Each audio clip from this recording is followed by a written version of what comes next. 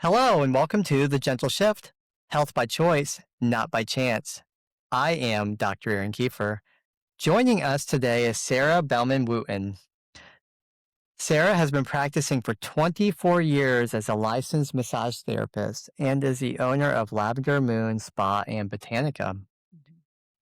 On top of massage therapy, Sarah is also a qualified aromatherapist, Reiki practitioner, crystal healing practitioner, right brain business plan facilitator, creativepreneur, anatomy and physiology instructor, and herbalist. hmm She is also a certified practitioner of neuro-linguistic programming, a certified hypnotherapist, and a practitioner of timeline therapy. hmm She also owns and operates Holistic Rebel.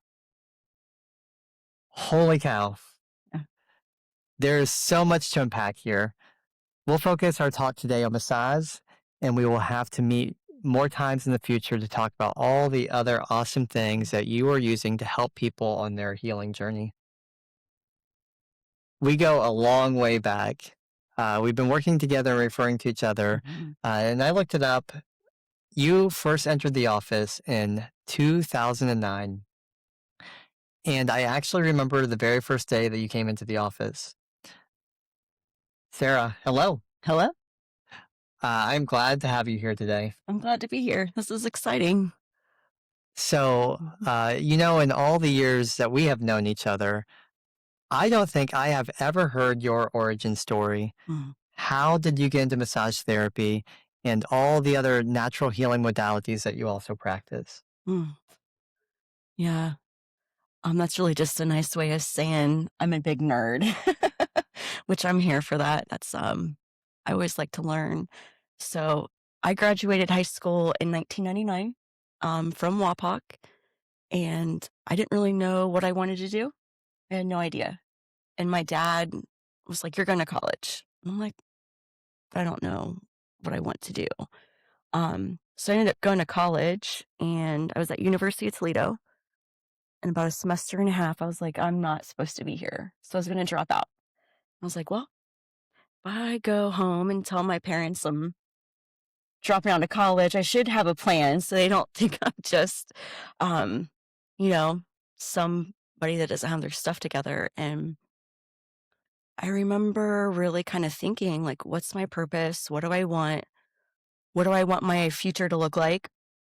And I still really didn't know, but I was just kind of creating that space to think about it and to kind of think of what I naturally was like drawn to, what was interesting to me. I'm a big believer that, we all have like a purpose. And if we can kind of get our career lined up with that, our life is usually a lot better. Um, so before I told my parents, I remember kind of like walking around and doing a lot of research. And I think I had seen um, a commercial for massage therapy for a massage therapy school up in the Toledo area. And when the commercial came on, I was like, oh my gosh, like that light bulb moment where you're just like, that's it. I don't need to know anything else. Um, and so then when I kind of was like, okay, there's something here to this, that was where I spent the last of my kind of time on the college campus, kind of looking at what school to go to, what that would look like, how much is the tuition, how long is the program. So I kind of want to say like massage therapy found me, and once I kind of knew more about it, I was like, this is it. This is where I need to be. And then so I never really looked back. It was just everything kind of made sense from there, and then I never questioned am I doing the right thing? Am I learning the right thing? Do I need, it's kind of shifted and evolved over time, but fundamentally, it always kind of came back with massage. And then with everything that I've ever done and learned since then, it always kind of ties back into the massage therapy application. I think it's awesome how you knew. hmm And Yeah. And I knew without ever having a real like professional massage too. uh, So there is something about You know how they say, like, with dating or with other things, like, you just know? Mhm. You do. Like, there's just something that you see it or you hear about it or there's just something and it lights a spark, and that's kinda what had happened. You probably never received a massage Mm-mm. up until that point. No. No, but looking back, um, I did have a babysitter, I remember when I was younger. She babysat a whole bunch of kids. I remember she would always ask me to massage her back for, like, 25 cents. I'm like, I don't know if that's legal in these terms today, but, I just remember she always liked me because she'd be like, "Hey, can you massage my back?" And so I'd always kinda do that for a little bit. Nothing too So you had that skill set to mhm, some degree, absolutely. and someone was already recognizing you had that skill set. Mhm, yeah. Yeah, and so I'm the oldest too of 4 siblings, and we always had a lot of babies and cousins and kids around, and so I think there's part of that too of just, um, honing into those natural mother instincts that a lot of women have. And so the power of touch is huge for moms, Mhm. for caregivers. And so I think that was kind of naturally always there, but I didn't realize it until it was like, all right, let's go to school. Let's look at this on a professional level. And then it was like, all right, we're not looking back no more. That moment of clarity, Yep. I That moment of had a clarity. very similar moment of clarity. I just remember, in that very moment, I just knew this is the right thing for me. Mhm. And then you take off from there and everything grows from that point, and it's Yep. a really cool thing to experience. Yeah, it's like a takeoff point. Hmm. Mhm.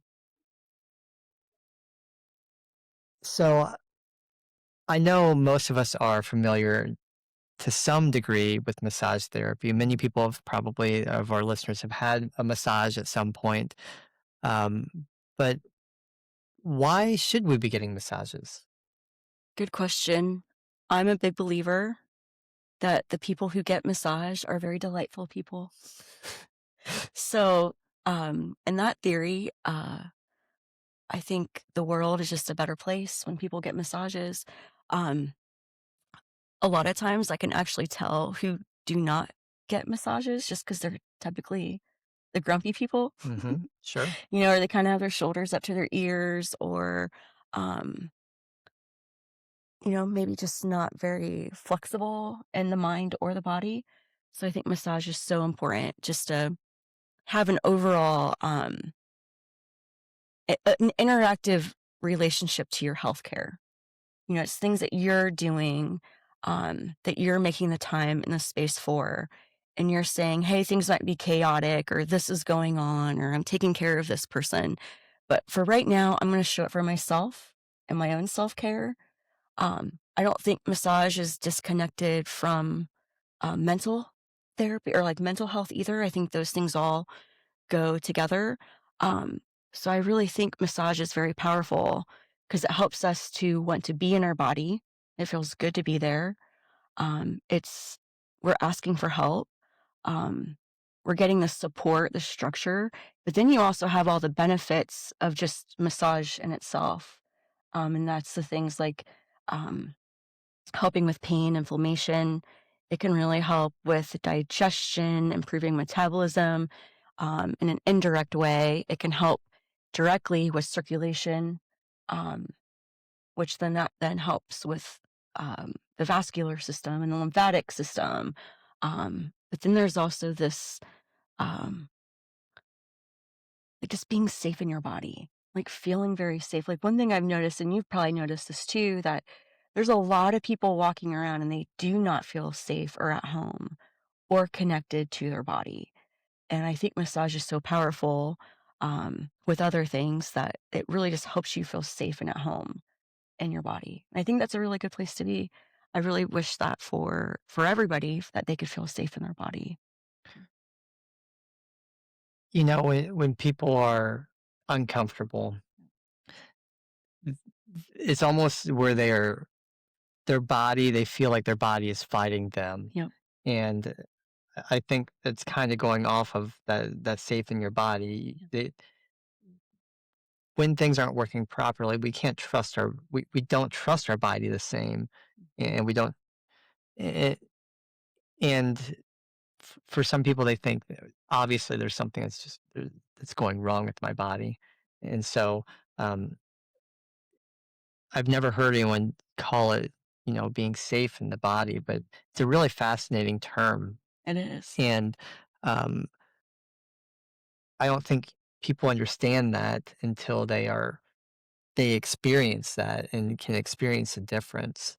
And, mentally, it has such a profound impact on us. Um, I'm sure I have them. I'm sure you've had plenty of people come in and they're grumpy and maybe angry, or feeling all sorts of different emotions. mhm, And when they leave, they're a different person. yeah.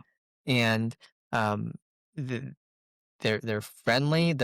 I know when I've received massages from you, there's just times where I just feel this bigness about myself Mhm. because I'm not really a very big person as is, but I feel this bigness. Like I just feel like um, I don't know, like that I belong more in the world and that I'm a bigger part of the world. And I think you're just filling up that uh, tank in your body that's just making you feel whole again. Yeah, and isn't that interesting where, you get a massage and, you do leave where you're like, "My heart," like, it's almost like your heart, your energy, your aura, it's like radiating out into the world, where a lot of times the clients that will come in, and they're almost, like, guarded and protected, and, um it's almost kind of like, "Oh, hey, we're not gonna participate out there because it's scary, and I'm in pain, and I'm might be in a bad mood." But there's something that shifts when you do show up for that time, and instead of being constricted and tight and rigid and all, like, going in, we really do kinda have this new perspective or this fresh perspective of, um, "Oh my gosh, I have my shoulders back. Oh, yeah, I'm feeling really good. Look at that, the sun's out. Oh, the birds." It's like and that's something too that I think that happens when you feel safe in your body. You're not in conflict or at war with your nervous system or with whatever else is going on. And what's really fascinating with me doing the NLP, the neuro linguistics programming, this is all about the words we use, the words that are in marketing or just how they're kind of coming up in regular conversation. And with this training, I've really been thinking about how a lot of times in modern healthcare, there's always a fight. We're fighting this, we're fighting that, we're eradicating this. And, or even like when we think about autoimmune issues in the body, essentially that's where the immune system is at like a raging conflict within your own self. Mhm. And what a state to be in all the time. Like, it's so heavy, and it's like, who wants to keep fighting? Like, I don't wanna be fighting all the time. Um, and so that's something that, I think is so important that when we are doing self-care, like massage or other things, is we can kinda actively say, "Hey, like, I'm participating in my health in this way, and I'm not gonna subscribe necessarily to, that fight instinct or, always being in conflict."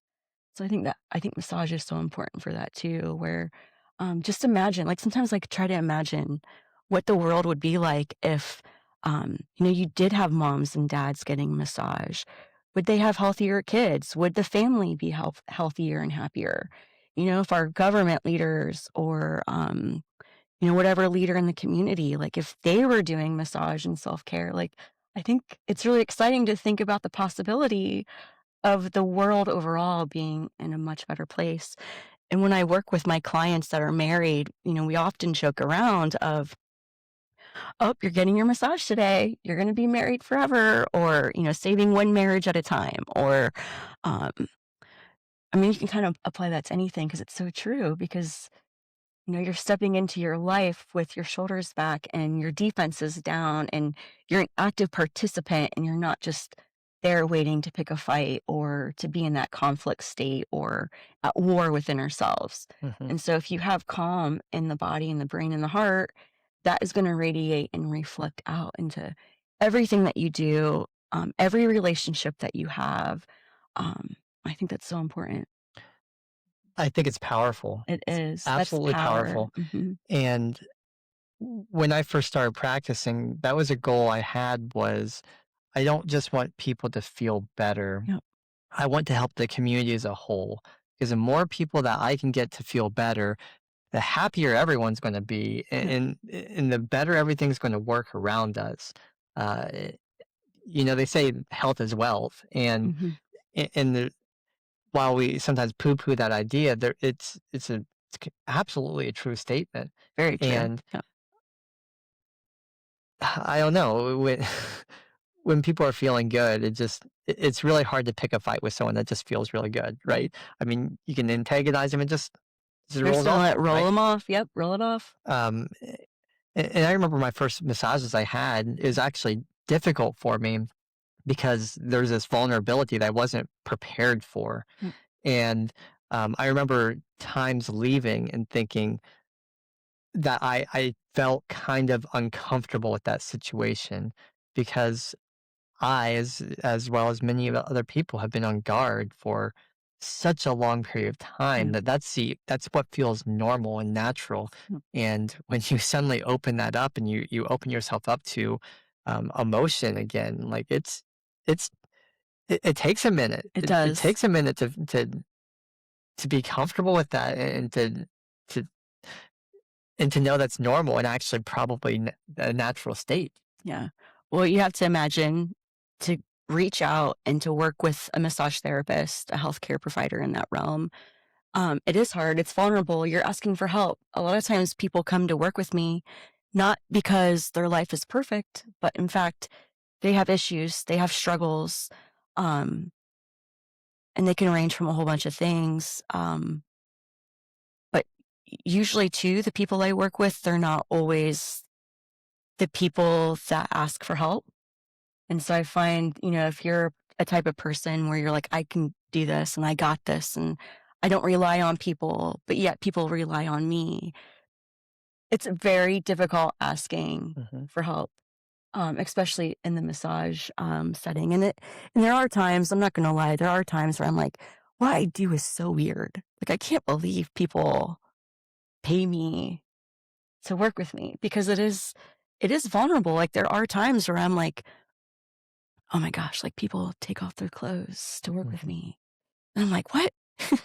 um, like I remember when my daughter was about 7, she came in for a massage and, just kind of told her the whole thing, like, oh, just go ahead and undress to this level and hop up on the table here. And she was just kind of freaked out, like, what?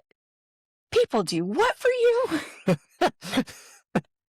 And I just kind of lost it where, looking at it from this young kid viewpoint, I had to explain to her, like, this is what I do. And I was kind of conscious, like, should I be talking to her teachers at school? Like, am I going to get a letter sent home? Like, yeah, my mom has people take clothes off and they pay her. Um, so it is vulnerable. And I totally That's get better than that. the other way around. Yeah.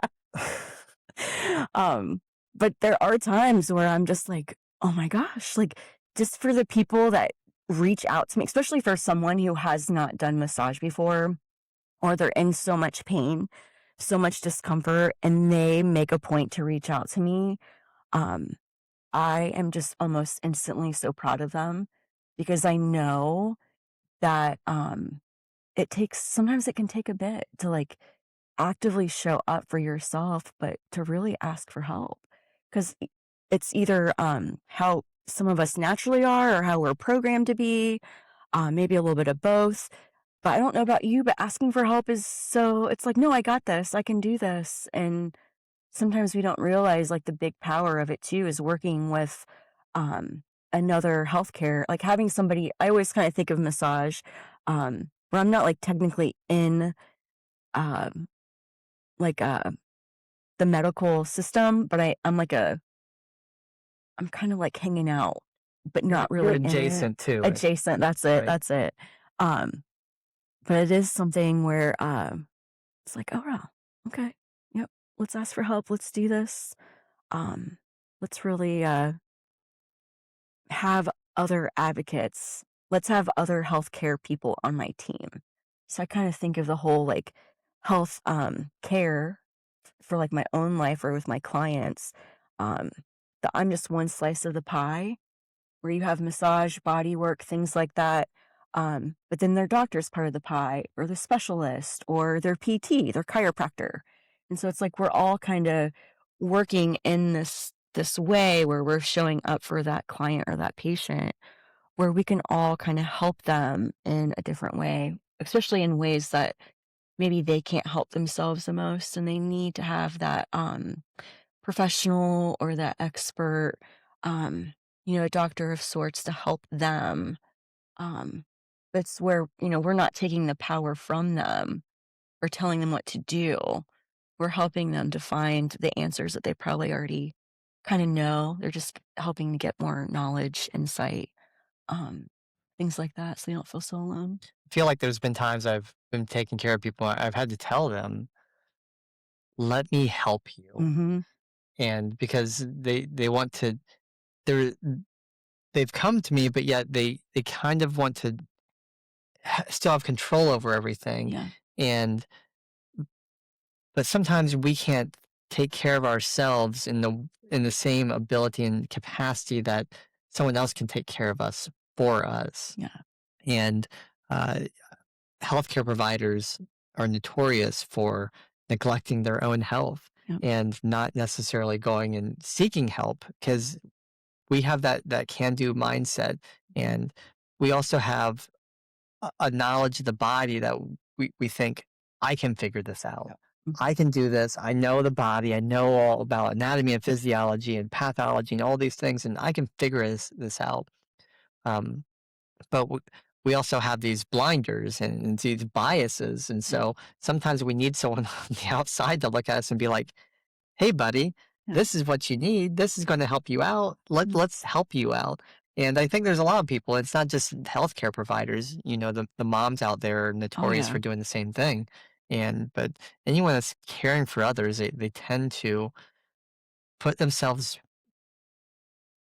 second on the list or fourth or fifth or Or maybe at the very bottom, yeah. right? And Yeah. they keep thinking, I can do this myself. And Well, one thing I do wanna say, when you're in the picture, you don't really see the frame in the world outside the picture, right? And so when we are working with our own issues, our own limitations, our own struggles, a lot of times we can get lost in that. We can get lost in the pain, the conflict, the emotion. Sometimes we can get lost just feeling alone in it. But I really think too, when we're building this like healthcare team, you know, we are kind of saying, hey, like, please help me see outside this picture. Please help me see this bigger picture.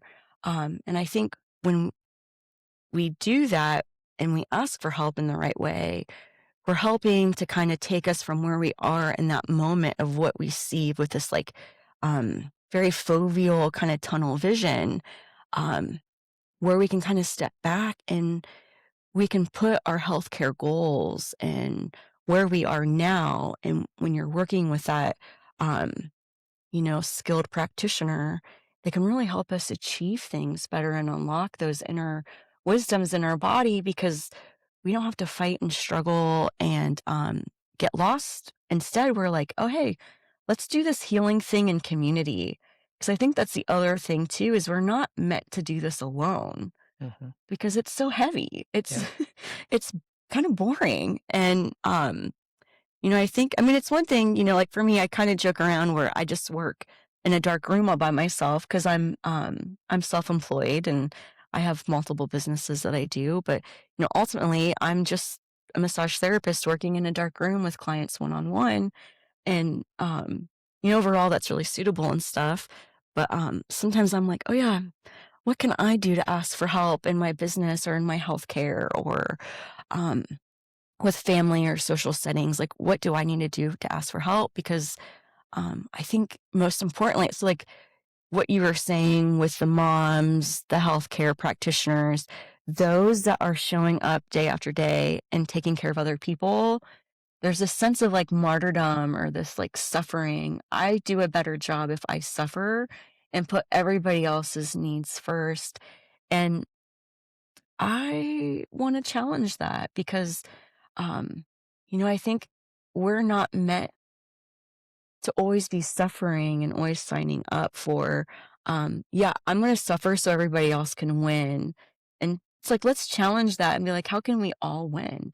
And I think that is part of why we need massage or self care or doing things that really fill up our own cup because that's what fills us up so that we can help take care of more people or we can be more in tune with helping with our family or our, whoever we're around. And, if you I definitely believe that the more people that you are responsible for, that is a reason even more why you need to do things that fill up your cup.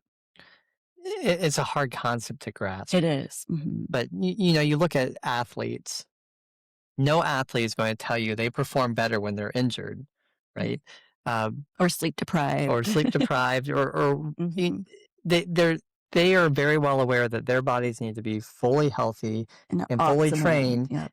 in order to perform well. Mhm. But then, we talk about people that are providing for others, and they somehow they get lost in the idea that they can take care of people without helping themselves. Mhm. It's the same thing. They need to train. They need to be healthy. They need to be optimally performing in order to provide the most that they can provide. Yep.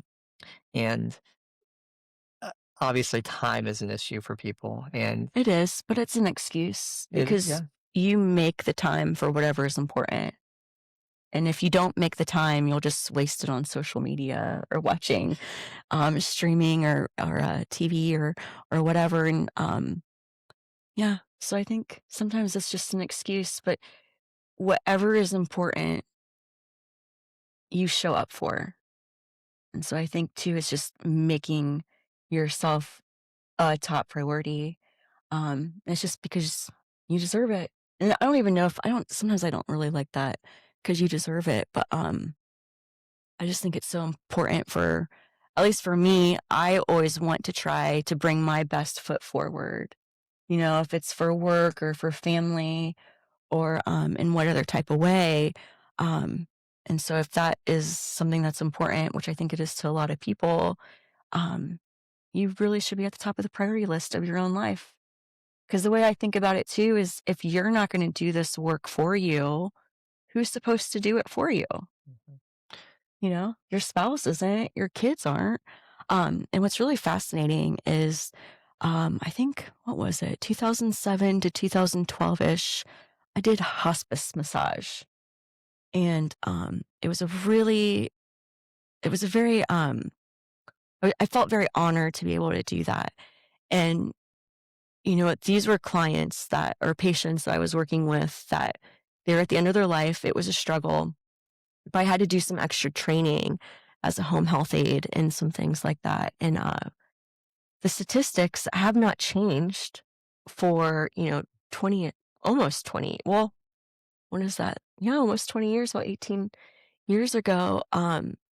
That when you have somebody that is in a crisis of health, typically that caregiver usually goes like their health goes south real quick about 2 years after full time care of the other person, that loved one.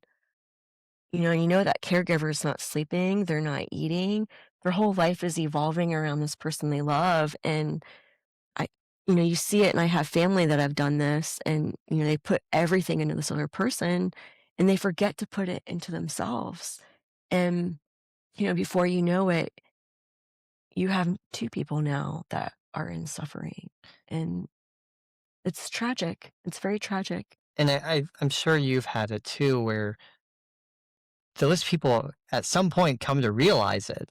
Mm. They realize like a lot of these things are happening right now because of how I have to apply myself to helping this other person. And on top of that, I'm not taking care of myself in that process. What's not even I'm not taking my care of myself, it's I'm putting every last one of my needs very, very last. Mhm. Yeah, that's a little different. And, Mhm. so many of those people, once the person they're taking care of passes away, there's a sense of relief they have, Yep. which, it not try and make that into a negative thing, but you want them to be able to help out and also to enjoy the time with that person, not consider them to be a hindrance to them and, that, th- and to have blame placed on them because you're feeling bad. It makes that relationship a lot better if you can take care of yourself Yeah. concurrently while you're trying to take care of somebody else. Yeah. Because I think a lot of relationships for those people kind of sour at the end, and you don't want your last memory of someone to be that you're kind of hoping that that relationship kind of comes to a close. Yeah, just to get yourself back or to Right. find yourself. And I would bet that a lot of the caregivers, the mothers, the grandmas that have a struggle of um, showing up for their own self care and making a priority, if we were to ask them, would you want this for your kid to completely take care of you and for them to suffer? The majority of them would be like, "Heck no, I do not want that." So, sometimes I have these conversations with my clients or people that want to be clients where they struggle of taking care of their own health. That is something that we bring into the conversation is, well, again, if you don't do it for you, who's going to? And, if you show up and you do these things, like, how is this helping yourself, but how is this helping your, um, your circle, like the other people in your life? Yeah. And almost always, it always goes back to, oh my gosh, I'm showing up and I'm doing this for me. And this is how I'm seeing it help over here and over here and over here. And um, I just think that's just so beautiful. Mhm. And, yeah. Um, Through the years, you've given me massages, and I know those massages have changed over the years, partially because of my own needs, but also because you have changed techniques as you've been going. Yep. You've incorporated new knowledge. Um, and I don't know if people know this quite yet. I know in my world, in the chiropractic world, people are very surprised to hear there's all sorts of different chiropractic techniques. Mhm. There's also different massage techniques as Oh, well. so many. Yeah. So, what do you practice? And can you tell me a little bit about maybe how they may be different than what someone might have in their head of what a massage Yeah. would be like? So before we get into specifics, I do just want to say that massage, if you look at the history, massage has been around since the beginning of time, essentially. When you study anthropology and all these things, you've always had in any part of the world, in any time of history, there's always been some type of massage for like a healthcare or like self-care or something.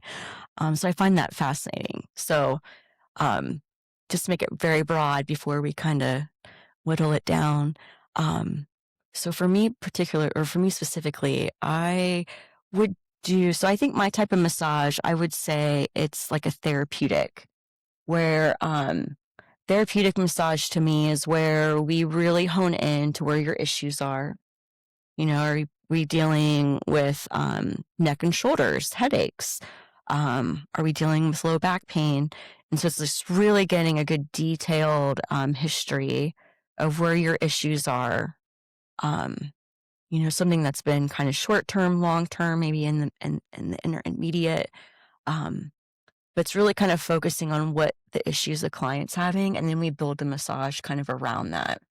And so, therapeutic massage to me as well is getting in there and working on those spots, but it's also helping the body to remember to be at a relaxed state. So you do have deep tissue, which I can do that, and some people really love that. Um, I don't really like doing that the best all the time as a therapist because it just feels like I'm being a bully to my clients. And I'm just like, I think for massage, like, there's a lot of things, we kind of already talked about this. There's a lot of things that beat us up in life. I don't want to be that You person want or to that pile it thing. on. Now, with that said, there are times where there are some stubborn muscles or spots, and if anybody's ever gotten a massage from me, they know I can find those spots, even if I don't mean to. I'm like, "How about here?" And they're like, "Oh yeah, that's it." Um, so to me, I think therapeutic massage is this balance of getting into these areas, helping to work out dysfunction, but ultimately helping the client to be in peace, in a relaxed state in their body. Because if we're getting massages where we want to jump out of our own skin, or, it's all elbows and, um, that's painful, we probably won't have the best outcome. We'll probably be kind of sore. Uh, but also too, like, I just don't think massage really hit it if it's not helping you to be back into this relaxation state. So I would like to have this balance of both. I also do like acupressure, studied a lot with the acupuncture, meridians, traditional Chinese medicine. And it's always great to kind of integrate that because just understanding how the body flows, the energy of the body, um, it's different for everybody, but there's predictable pathways. And so it's always nice to kind of work on those spots. And that's really great. I love doing, I haven't ever been trained in reflexology, but I always like integrating the points, the reflexology points, because I don't know if a lot of people kind of think, oh, reflexology for your feet. Mhm. But we also have reflexology points in our hands and our ears. Um, so I just find that fascinating um, to kind of integrate some of that. I also integrate a little bit of cranial sacral, which that's kind of getting more into the parasympathetic domination of the nervous system, the rest and digest part. Um, so that's something that I don't do necessarily like all by itself, but that's kind of more integrated into a session. I love incorporating aromatherapy and herbs into a session. In fact, a lot of the mentors and different people I've learned from, like through books or different things, um, I really think that massage can be more powerful and you can get maximum benefit in by adding the essential oils or aromatherapy or herbs, carrier oils. So that's nice where you can kind of already be doing something that you're doing and then, get maximum benefit from that. Um, and then I do some really cool things. Like I did one session earlier today where it's a pink Himalayan stone massage. And those are awesome where I have these polished pink Himalayan stones and they're heated up and we use that to massage the different areas of the body. And that's nice because with the salt therapy, which is called halo therapy, you're getting all the benefits from the salt and then that's kind of soaking into your skin and that's always great. I don't think you've had one of those, but Mm. um, those I really like for, people that maybe have some stubborn spots or maybe people that have, like, chronic pain in, like, neck, shoulders. So you get the heat, you get the anti-inflammatory, all this amazing stuff, and it's just super relaxing. I also do a la stone therapy, and that's where we take, basalt stones, volcanic basalt stones, and we heat them up, and then we have marble stones that we keep chilled and we have a balance of the cold and the hot doing, a session. Mhm. I remember back in BNI days, Yeah. you'd say, "Come get stoned with I me," know. which was, Funny marketing, isn't makes it? everyone laugh, but it's memorable, right? I mean, all these years later, and I still remember that. So, It's yeah, and that one's definitely a really maybe not all the time, but it's definitely good to do in the winter. Um, but that's something that is just so amazing where you get the heat, you get a little bit of this cold, um, kinda like cool, and, essentially you're using the powers of temperature with that as well. So it's very, very interesting. And I feel like there's probably some other kind of details, but those are probably like the main. types of things that I integrate in a massage, like the tool, maybe not the tools, but maybe um, different types. I've always appreciated that you don't use a lot of pressure because my muscle, I'm sure I'm not alone in this. When I have a sensitive spot, it's really sensitive. Hmm. And I mean, you'll just barely run your hand across my skin. I'm already ready to jump Yeah. sometimes. And so I know some people, they want to dig in there. Yeah. But that's definitely never been my level of Yeah. preference. We don't want anybody crying or, You've made me cry, even with a light touch. I've cried during I'm massages. sorry. I'm sorry. Sometimes you gotta work through it, and you're Well, and not that's the thing. Sometimes you do need to work through the issue, especially if there's like scar tissue, um, or like some chronic issue, especially with like fascia, trigger point. Oh, I do integrate a lot of trigger point therapy into my work as well, which that one's so fascinating. Um, but yeah, I definitely, and this is where, we're all, and what I've noticed is even some of the people who are like, oh, I want deep all the time. And you're like, no, you don't. um, because then you're kind of like, do you want to bully? I'm an expensive bully, but okay, maybe. Ultimately, we really do need to have that balance. And there's some days where maybe you like a lot of deep tissue, but maybe another day you don't. And so things change, especially, um, for women or just in general, like what we needed yesterday isn't what we need today. And so I think when we do have an ongoing massage, self care routine, is kind of noticing, and I'm sure you get this with a lot of your patients with NUCA, where they may have patterns of what their issues are, but it's not a given all the time. And right. things kind of shift depending on maybe the weather or their stress levels or if taxes are due. Stress is a huge Stress is role. a huge, yeah. Or even what I've noticed if maybe they're in a season of not sleeping well, Mhm. that really can shift how we perceive pain for sure. But no matter what type of massage you like, there should always be an element of relaxation in it. If you cannot breathe during your massage, that's never a good thing. Um, and I think too, like there's even people who have been like, hey, I want deep tissue. This is what I want. And we do that, and you can tell they're not comfortable.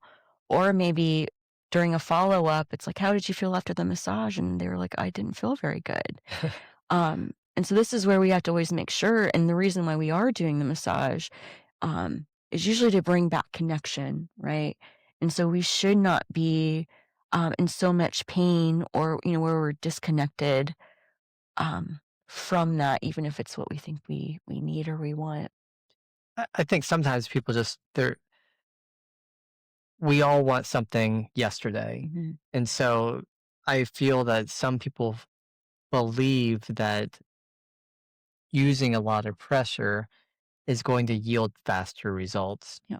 But if we're stressed during that massage, if we're not relaxed during that massage, that's not promoting a healing environment, both externally and certainly not internally. Yeah. And so sometimes less can be more and it can build on Yeah. from one time to another. Well, and it kind of goes back to what we were talking about a little bit ago of always being in that fight conflict mode. And so if we think, oh, I'm going to do something really nice for myself, but I want this massage therapist to beat the crap out of me, again, we're kind of subscribing to this very conflicty, at war, at dis-ease, at this like fight mentality. And I honestly think we have enough of that in the world. Um, and we might have to do a little bit of like trigger point or like working on that spot that's really sore. But to me, sometimes I kind of wonder too, it's like when I'm working with a client, I'm not necessarily speaking to their muscles, but my pressure, technique is talking to the muscles. And so, if we've been bombarded with all this chaos and stress in our life, like essentially that is the stuff that's yelling at your muscles. I don't need to come in and yell at them more. In fact, I think I need to be like, "Hey, thank you for your job. You've worked really hard today. We're gonna maybe do a little bit that's kind of getting to that point that's sore, but overall, if we can not yell at the muscles through technique or through pressure, I think that's really important." Yeah. Um, you mentioned giving your daughter a massage. Mhm. Are there any age considerations with massage? So I actually became a massage therapist right before I found out I was pregnant with her. So she basically got an infant massage, up until she started crawling away from me. Then she was like, "I'm over this." But if you're trained and if you kind of know, not trained as in like you went to massage school, but if you kind of know like some generalities, like you can definitely, as a mother, as a father, as a babysitter, you can definitely learn techniques to do baby massage. In fact, my sister-in-law, she's expecting her first baby. So we were all like, "Oh, what are we gonna get them?" And, I was like, "Okay, let's look at the list and get what's on the list, for the registry." But then I'm also like, "Well, they need a massage baby book. They need a baby massage book." So that is definitely something they're getting because to me, as a mom and a massage therapist, I think that's the greatest thing that you can do for your little one is learn how to soothe and to help them through a positive, healthy touch. I think that's so important. So, I think that's important. And then even all the way up until your very last days, like when I did hospice massage, I could tell, a lot of those patients weren't really getting, um, they weren't getting touched. Like people weren't coming to see them, or they'd be in so much pain. And sometimes their skin would be like see through tissue paper thin. And, um, and they would be in so much pain or discomfort or whatever. But you could tell, like, even just massaging their hands and their feet or their foreheads or, whatever worked well, like, you could tell, like, they would just get this, like, instant sense of relief, and they'd feel good, and they would sleep better, and, um but yeah, so pretty much I'm biased maybe, but yeah, from the day you're born till the day you die, I think you're a good candidate. Now, with that said, there are certain things why you shouldn't get a massage. So contraindications, that'd be fever, explosive, digestive issues. Mm-mm. If you're, contagious with, cold flu, not feeling well, that's certainly not good. If you're in an active migraine, that's not good. And then if there's any, like, open skin issues. Now you can do like with fractures or skin issues, you can do derivative massage. That's like maybe below it or above it, but not Directly on on it. it. Sure. Yep. But yeah, for the most, and I think too, there's some contraindication for like high blood pressure. If you're not on like a medication that takes care of that, then you really want to stay away from abdominal massage. That's a huge, yeah, Contraindicated. thank you. Yeah, and then for pregnant women, you can definitely get massage. There are just some things that you do want your massage therapist to understand. So there are some things that we do want to avoid, but you certainly can get a massage while being pregnant.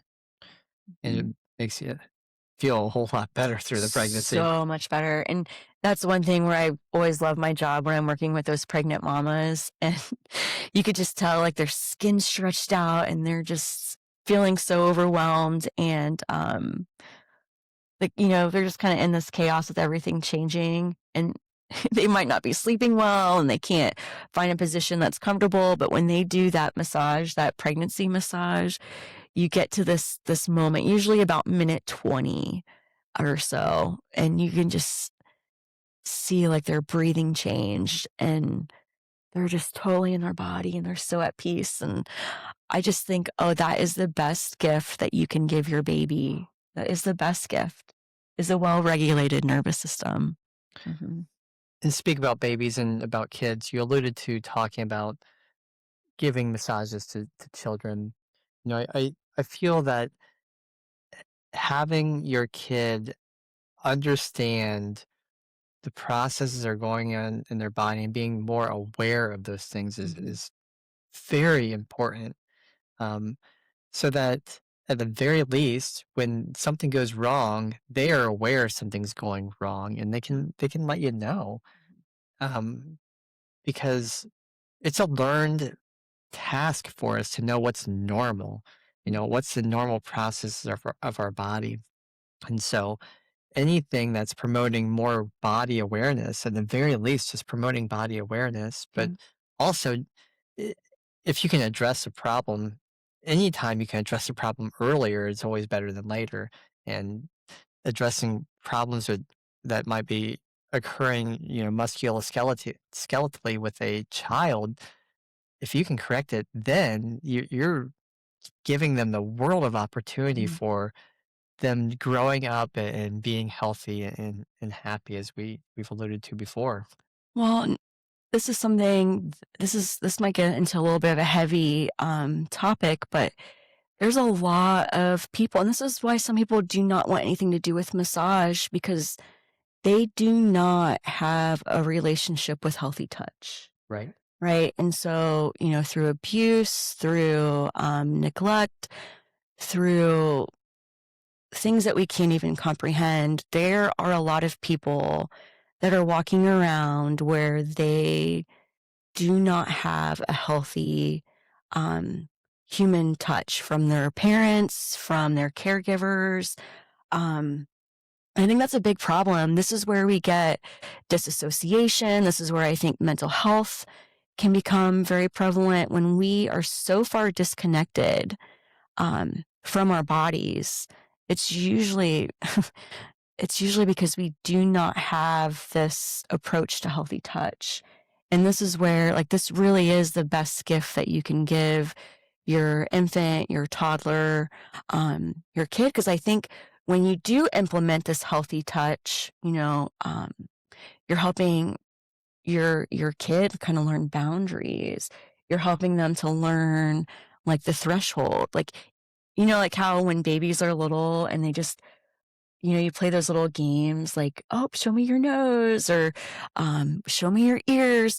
I think when we're kind of helping, them kinda know where their body like, what's connected in their body, we're really helping them to show up into this container of their body where they feel like, "Oh, I belong here. This Mhm. is me.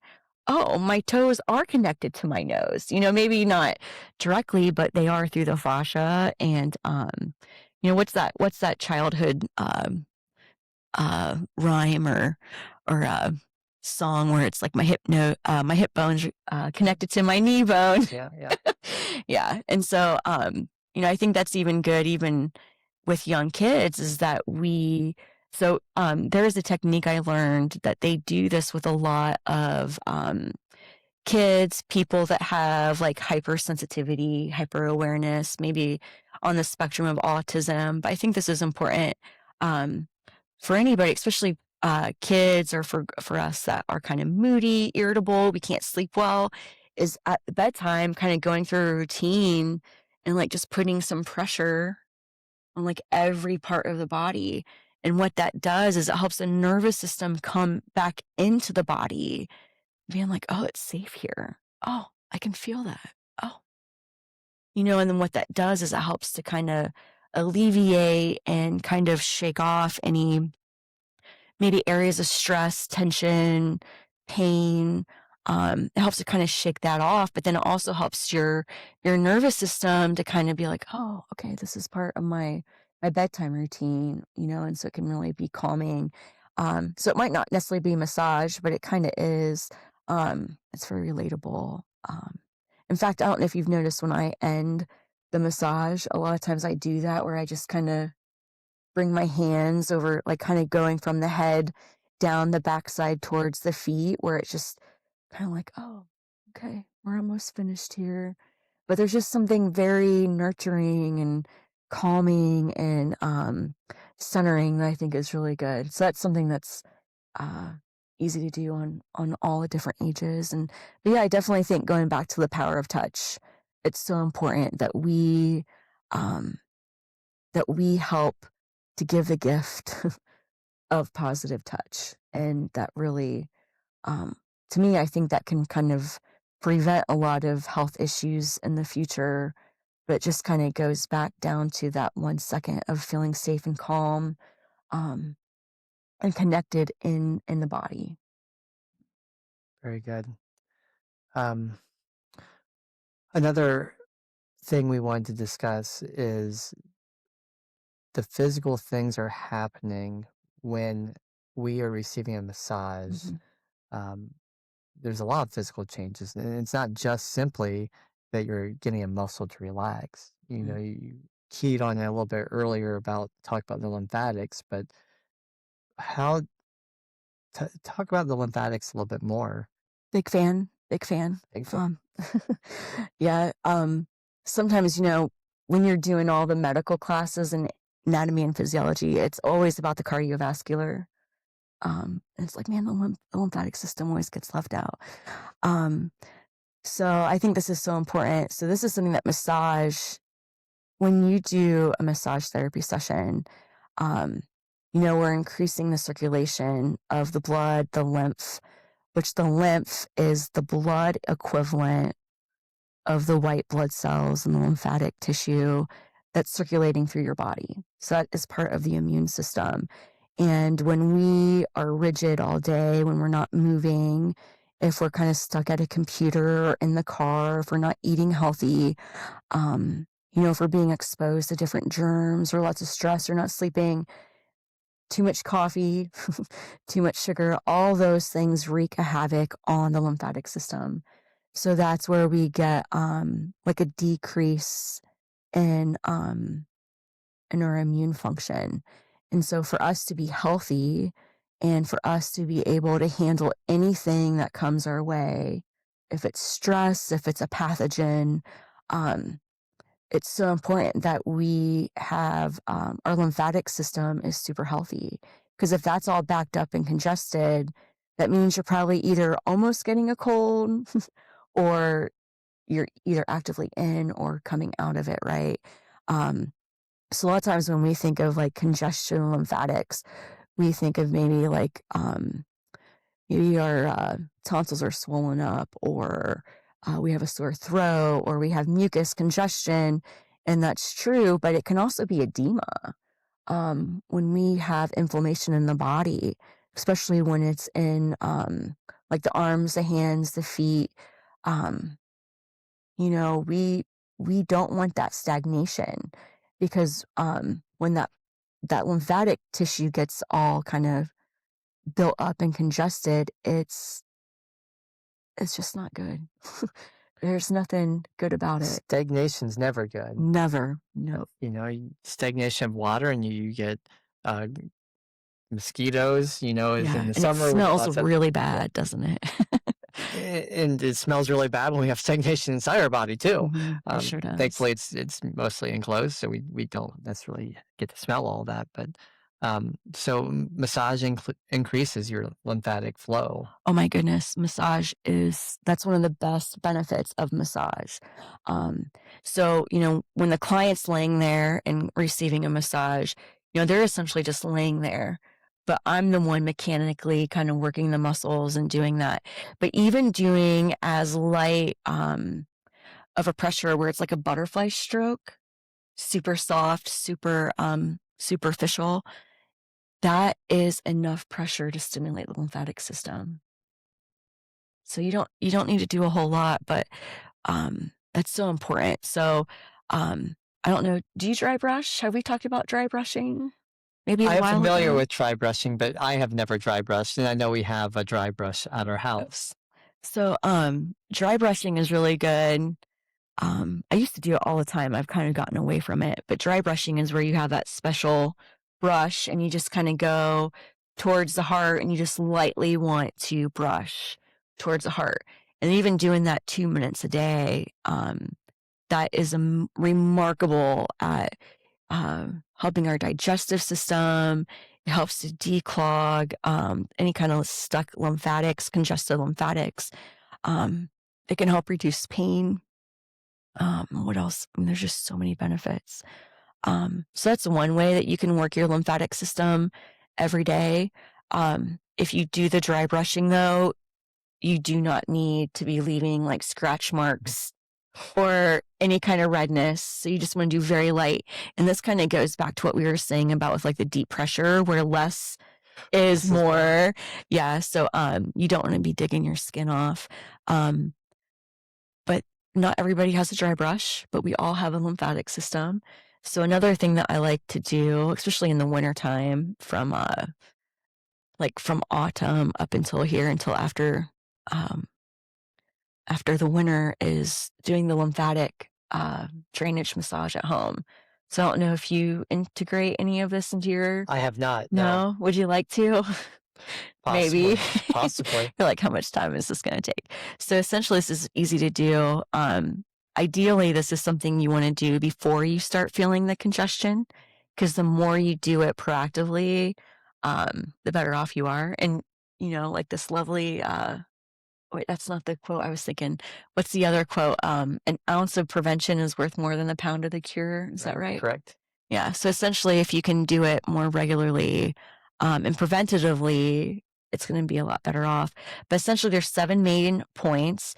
One of them is like right behind your ears. So this is a good one where you just kind of want to take your fingertips and kind of massage through that. What that will do is this is really good for babies too, especially the ones that are bottle feeding. This will help to clear the lymph nodes that are kind of behind the tonsils, behind the throat, and it'll help clear the eustachian tube. So if you kind of it's kind of hard to do with these earphones. If you kind of go up behind the ear and then the top part of the neck, and you just kind of go and massage that a couple times, and then going right here. Oh, what would that be? So this is like the brachial, kind of going in where the shoulder and the neck and the arms kind of meet there. That's a good one. Right here in front of the sternum, that's a good one. The armpits, doing the armpits. And then the other one is like right below the brow line, like about the solar plexus area. That's a good one.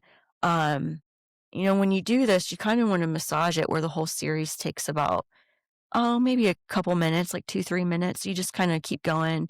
The other one is the groin area, where you kind of like where the underwear is. You want to kind of work through there. There's a whole bunch of lymph nodes there. And then behind each knee, the back of each knee, you can kind of go in there and do some massage. And doing that can either help prevent the inflammation and the congestion from accumulating, or if it has already accumulated and gotten congested, it will help to clear that out. And so what's fascinating is if, let's say if you're kind of feeling a cold is coming on and you work those points, you will actually kind of start getting the mucus out, either through blowing your nose or in whatever fashion. You'll kind of be like, oh my gosh, things have opened up and they're coming out so much easier. Because that's what ultimately makes everything take so much longer with a sickness. The active infection for most people for a sickness is A days, couple days. but then you're clearing everything out, and Mm. that could be weeks for some people. And so you Yeah.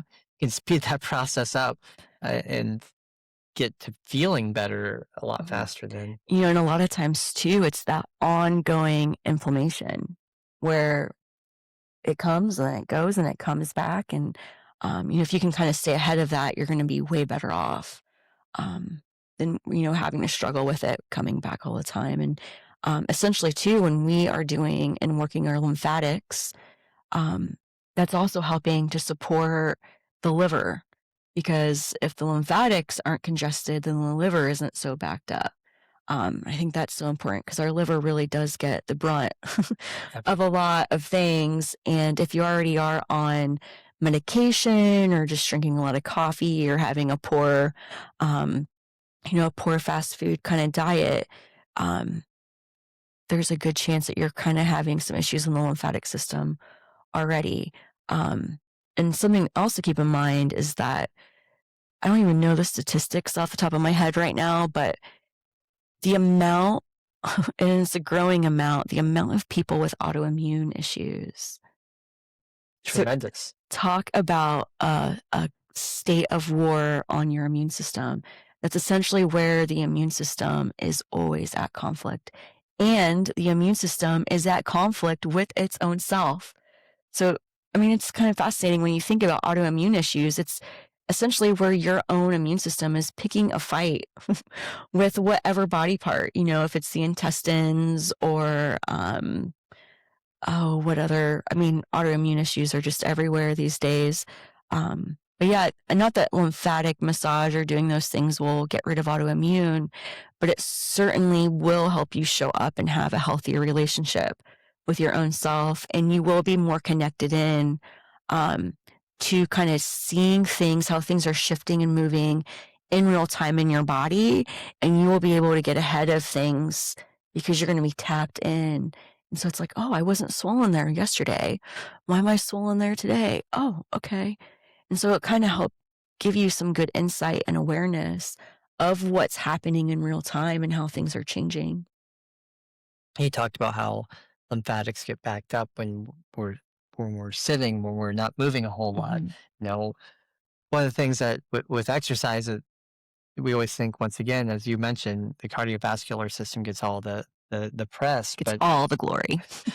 the reality is exercise helps out a tremendous amount in our lymphatic circulation Mhm. and keeps everything flowing well, especially in the lower extremities where gravity is working against us. And so Mhm. gravity is making it harder to move things up. And so exercises, muscles pumping, can get things moving at a quicker, more consistent rate. Yep. And so and I'm sure you see it in your practice. I see it in my practice. People that are moving are always going to be doing better. Mhm. They have better outcomes. They recover faster. And so it's a very very important part of our lifestyle that gets oftentimes neglected. Yeah. And I'm sure it makes your job a whole lot easier when someone's moving and you don't have to focus as much on getting things to move in a massage session. Yeah. And that is something to say too about the lymphatic, how the lymphatic vessels work is you do need to have the skeletal muscle movement. And you know this, where you do need to have the muscle contraction and relaxation to get that lymph going back to the heart.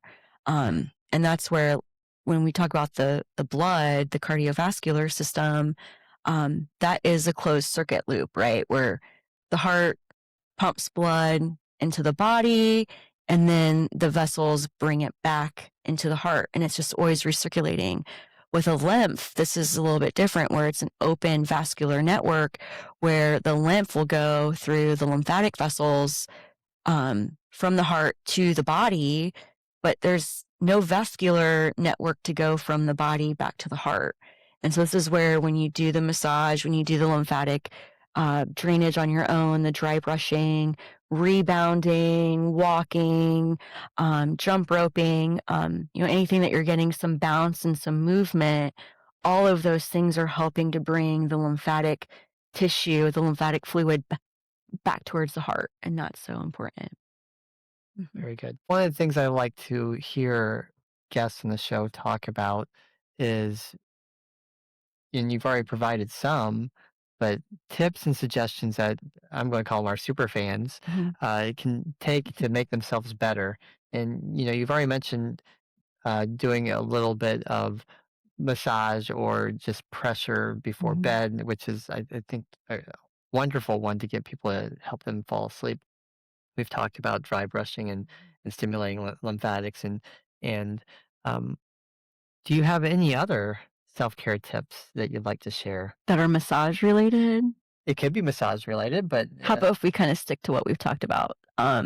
So I'm a big fan, so, like, with the stone therapy that I do that integrates the hot and the cold, therapy, there is so many benefits from, using a change of temperature, right? Mhm. And so where we can get the hot and the cold or the cool.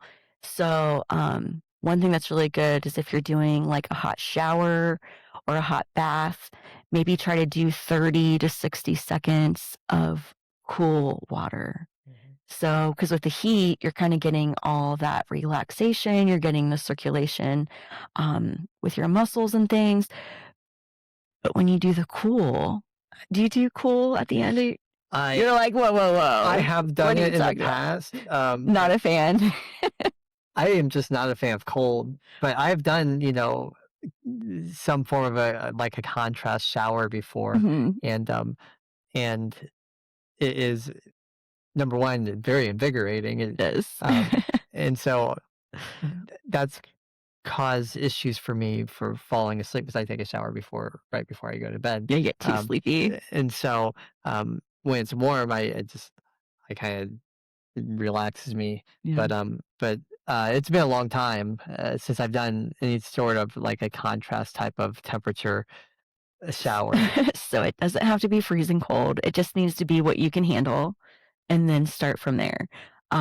So I love doing this where you take that nice hot shower, you get all steamy, and then you do the last like 30, 60 seconds where um you do that cool. And it doesn't have to be freezing cold. It just needs to be cooler, right? And so you kind of start with what feels good. But what I've noticed is doing that or having that like larger degree of temperature change, um, it will help to reduce inflammation. It can help with pain. I think it can help tolerate the external temperatures with the weather.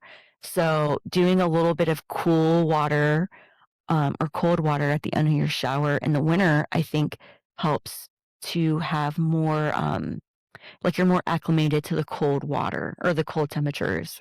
Sure. So I think it can really help to prepare your body before being out in the elements, or like in the summer, doing that cool or colder can really help you to navigate the heat, the heat, especially here in Ohio where you get intense heat, intense humidity, where sometimes it feels like you can't breathe either way if it's too hot or too cold. And so doing that temperature change with your water. So essentially in the spa world, in the um, in the nerd world, it would be hydrotherapy, right? So hydrotherapy sounds way better than um, a shower. But I think that's really good, especially when you're sick. So I've noticed too, like not feeling well, and doing a little bit of the cool water that can help you, like kind of wake you up. It helps you to not feel so dizzy. You're kind of out of it. But if you do that, you do want to start with what's comfortable, and then you can kind of increase that temperature change range from there, just kind of starting there. But even if you just do that for 30 seconds, if you have a lot of pain or inflammation, I really feel like that can help with reducing some of that stuff. Mhm. I've been to a spa. They have a contrast, Yeah. hot tub and a cold bath, and that's intense. Like, that's beyond the cold that I would consider to be Yeah. comfortable. Where as soon as you touch it, you feel like your skin is just on fire. Um, but you know, it's kind of fun to play games to see how long you can You're tolerate like, it. this is getting torturous.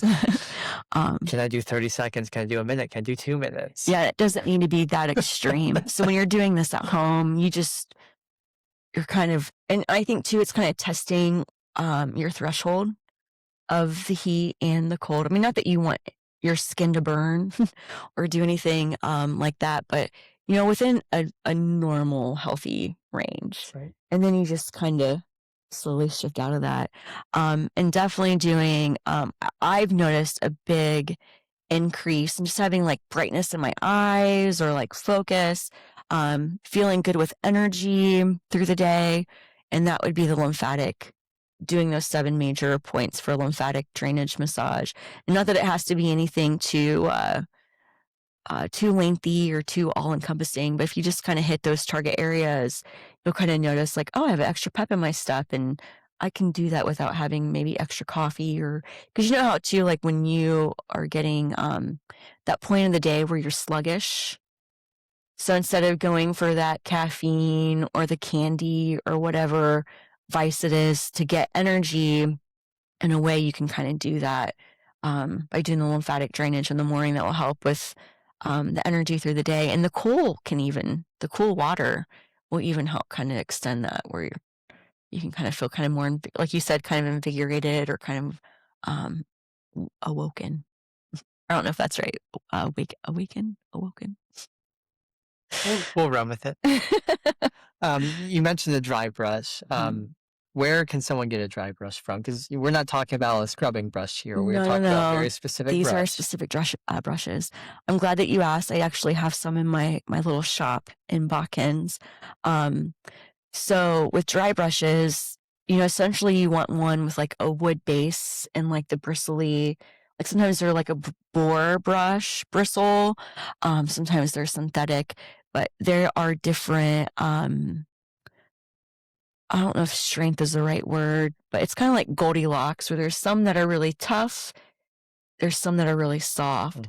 So, I would recommend doing one that's either on the lighter to medium size or side of the strength of the bristles, or maybe getting two, where one's kind of soft and maybe one's firm.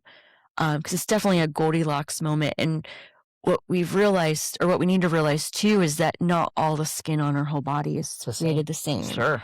Right. And so we actually have an extra layer of skin in our hands and our feet. And then with that, we also have a different type of texture of skin, maybe on our face compared to other parts of our body. So when we are dry brushing, we do have to remember, like, okay, this isn't digging in or scratching, but we just need this nice little kind of brisk kind of movement. And so you want to get a brush that feels good for that, and it doesn't feel too soft or too firm. Very It good. has to be just right. Just right. Just right. And that's always sometimes challenging to find the just right for each person. Yeah, and that's kind of the truth too about massage and the pressure that we need in massage, right? Where it's just right. And communicate with them. If you are having a massage with any massage therapist, it's a good idea to communicate that. Oh my And let gosh. them know, 'cause Please, if there's anything that any of you guys take away from today's episode, is when you are doing any kind of work with a massage therapist, please communicate. Even if you did ask for deep tissue, please let them know if it's too much, too intense, because it's not, like, that feedback is so important. And, one thing, I don't know if, I know you don't always like the deep tissue, but one thing that I like to do with some of my sessions that want the deep tissue is you do it in very strategic areas. And then it kind of feels good and relaxing kind of elsewhere. So yeah, definitely speak up and make sure that you're comfortable during your whole entire massage session. I know you're already very sensitive to it, as far as aware of how the person's reacting. When you hit a spot, you know it, because they tense up. They have different reactions. You can tell, it's obvious. But it's okay to communicate how you're feeling too. Because your massage therapist wants you to be walking out of the session feeling great. And so sometimes you can provide a little bit more guidance than just what you're able to feel and perceive yourself. Yeah, and the best testimonial for people who get massages is to really feel good after your massage and not to be like, yeah, this crazy lady beat me up today. And I can't, like, this just seems counterproductive. It doesn't seem like it's. Yeah, 2 stars would not recommend. I asked for her to beat me up and she did, and I'm not happy. That's the part that they leave out of the review. I did ask for this. They did. No. Is there anything else you want to share with us today, or any closing comments you have? Well, I'm just so happy to be here. This is so great to have an official talk on your YouTube channel, which I think the name is just so perfect for you. The Gentle Shift. That's so exciting. So perfect. Because that's the one thing I've kind of noticed, is that when we are trying to progress and make improvements and really show up for ourselves, it's not the big thing that just like comes in and like knocks you over. that creates lasting change. It's these gentle shifts. If it's with a perspective, if it's asking for help, or, like real radical change happens in a very, sometimes kind of slow, kind of just, oh, I just have to do that today, And so I think the name of your podcast just is so appropriate and beautiful. So, I would, for all of you guys who are listening and made it to the end, I would like to end with the challenge of asking yourself, if it's massage or anything, of, what can I do for 5 minutes today to take care of myself? What's one thing I can do right now to feel safe in my body or to feel connected in my body? Um, because I think y- so something that a lot of people who don't get massages say to me, "Oh, it must be so nice getting a massage. Oh, the luxury of people getting a massage." And it's like, well, that could be you. And they just don't think it's them because they don't really make the time. And so, self-care isn't a luxury. It really, in a way, is more work to do, But I don't think we should think of it as more work to do, but um, as an investment. If I take care of myself today for 5 minutes, how will that help my evening look better? Or if I can do this today and tomorrow for 5 minutes, how will that how will that help things, in the week or the month or however? So it's really just getting to the point in everyday little ways, asking, what is one thing I can do to support myself right now, today, in this moment? And also to especially for those of us who challenge with self-care, where they might think it's a luxury or frivolous or they don't have time or whatever, is to really kind of ask yourself, what would it look like if I thought of self-care as an investment? Because it's so easy for us to think about investing in our retirement or our future. But a lot of times, we think about that financially, but we don't think about that in terms of our health. And, when you really kind of look at it, what's the point of saving and investing in your future financially if your health is going to be not supporting you, or, non-existent, or it's in a state that, um, you're in chronic pain or inflammation, or a state where you're not really living your life. So to me, I really think, when we think of the big picture, it's amazing. But to get to the big picture, it's really these little bite-sized things, or these questions, these tasks that we do on a day by day. And to me, that is, okay, what's one thing I can do for myself today, right now? Very good. Yeah. I think it's a great closing thought. So, thank you, Sarah, Thank you. for joining us today. We've learned a lot, and we will be having you back on. Oh, please do. This is just the tip. The If tip of the iceberg of if all the everyone things to talk about. if everyone listened to the bio, they know there's a lot more things that you bring to the table. I appreciate you having you in my life. I appreciate you joining us here on the podcast, and we'll be getting in touch again soon. Sounds good. So, thank you everyone for joining us today.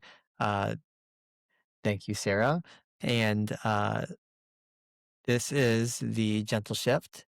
I am Dr. Aaron Kiefer. Be well. Bye. Yay. Good job. All right. High five to that.